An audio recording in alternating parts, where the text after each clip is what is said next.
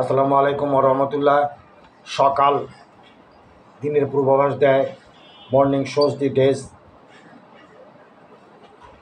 আমরা লক্ষ্য করছি দেশে পরিবর্তিত অবস্থায় একটি অন্তর্বর্তীকালীন সরকার গঠিত হয়েছে এবং অন্তর্বর্তীকালীন সরকারে বিপ্লবী চেতনা নিয়ে যে সমস্ত লোকজন অন্তর্বর্তীকালীন সরকারের প্রতিষ্ঠামণ্ডলীর সদস্য হয়েছেন তাদের যোগ্যতা নিয়ে প্রশ্ন নেই, এ কথাটা আর থোপে টেকে না। ইতিমধ্যেই তাদের অনেকের যোগ্যতা নিয়ে কথা উঠেছে সাধারণে, এবং সেই যোগ্যতা নিয়ে কথা উঠবার পর নানাজন নানাভাবে তাদের সাফাই গিয়ে নানা বক্তব্য হাজির করছেন সামাজিক যোগাযোগ মাধ্যমে। আমরা যা জানছি, যা শুনছি, যা দেখছি, যা বুঝছি, তারা বলবার চেষ্টা করছেন যে 16 বৎসরের যন্ত্রণা এই অল্প কয়েকদিনে 2 মাসের মধ্যে, অল্প কয়েকদিন কম 2 মাস এর মধ্যে সমাধান করা সম্ভব নয়। আপনাদের সঙ্গে আমরা কেউই দ্বিমত পোষণ করি না, কিন্তু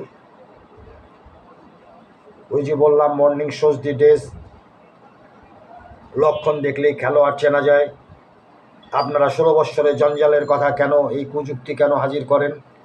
16 বৎসরের যন্ত্রণার কথা আপনারা কেন মানুষের সামনে বলেন? আপনাদেরকে কে 16 বৎসরের যন্ত্রণা মুক্ত করবার জন্য দায়িত্ব দিয়েছে? তা কি আপনারা পারবেন? পারবেন না। আর আপনারা পারবেন না বলে আপনাদেরকে দায়িত্ব দেওয়া হয়নি। আপনারা শুধু এইটুকু প্রমাণ করুন যে 5 তারিখে স্বৈরাচারী সরকার এই দেশ থেকে ভেগে গিয়েছে, পালিয়ে গিয়েছে, এবং হিটলারের লেডি ভার্সন কাঁঠাল রানী চলে গিয়েছে, তার ল্যাসপান্সারা ভেগে গিয়েছে। সেই 5 তারিখের ঘটনার আপনারা শুধু বিচার করুন।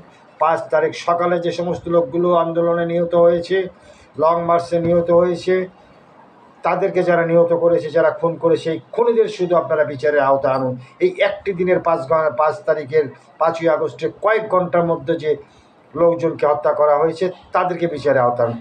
5 তারিখে যে সমস্ত খুনি মাফিয়ারা পালিয়ে গিয়েছে, তাদের যে ল্যাসপান্সাররা পালিয়ে গিয়েছে, খুনি হাসিনা পালিয়ে গিয়েছেন, তার দোসররা পালিয়ে গিয়েছেন, তাদেরকে আইনের আওতায় নিয়ে এসুন। দেখি আপনারা কেমন খেলোয়াড়।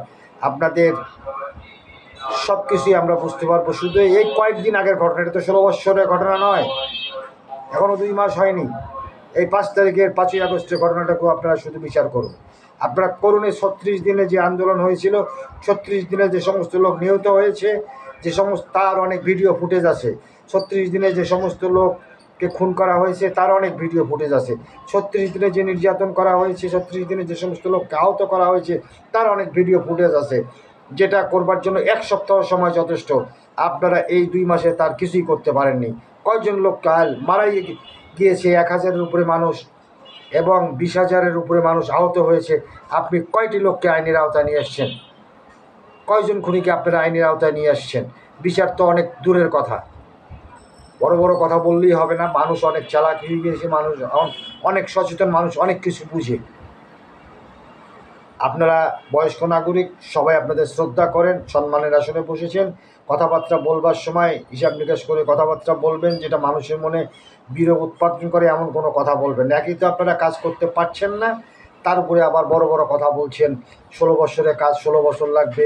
আপনাদেরকে 500 লোক 80 বছর দিতে হবে 16 বছরের কাজ সমাধানের জন্য? দরকার নেই। আপনারা শুধু 5 তারিখের ঘটনাগুলো সমাধান করুন। জাতি দেখতে চায়, বুঝতে চায়, হ্যাঁ আপনারা করতে পারেন। তাহলে আমরা বুঝবো হ্যাঁ আপনাদের যুক্তি সঠিক। আপনারা শুধু 5 তারিখের ঘটনার বিচারগুলো করুন, শুধু 36 দিনের ঘটনার বিচারগুলো করুন। যে সমস্ত খুন খারাপি হয়েছে তাদেরকে আইনের আওতায় নিয়ে আসুন। আপনাদের অ্যাকশন আমরা দেখতে চাই, দ্রুততার সঙ্গে দেখতে চাই। এটা বললে হবে না 16 বছরের কাজ। 16 বছরের কাজ আপনাদের করার দরকার নেই। ভালো থাকবেন, সুস্থ থাকবেন। আজ এই পর্যন্ত। আল্লাহ হাফিজ।